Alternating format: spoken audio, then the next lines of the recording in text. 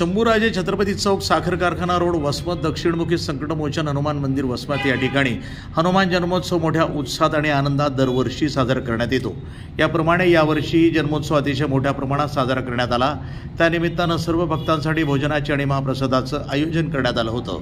या मारुती मंदिरामध्ये वर्षभर विविध समाज उपयोगी कार्यक्रम घेतले जातात। मंदिर समिती अध्यक्ष गुलाबराव बर्वे पाटील, सुबोध, बालाजी देशमाने, सीताराम भालेराव, कृष्णा डुकरे, नागनाथ सोनटक्के, रवी चव्हाण, इंगोले, संदीप देसाई, शिनगारेसह राजू पांढरकर आदी सर्व भाविक भक्तांनी या ठिकाणी सहकार्य केलं होतं।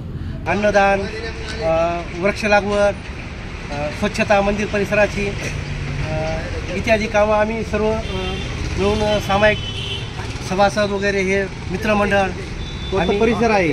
हे छत्रपती कॉलनी साखर कारखाना रोड परिसर आहे काही जण आहेत त्याच्यामध्ये आणि इथं दरवर्षीच हे कार्यक्रम आम्ही साजरा करीत असतो। किती वर्षाची परंपरा आहे ही? जवळपास 10 ते 11 वर्षाची 11 वर्षापासूनची परंपरा आहे। कसा प्रतिसाद मिळतो?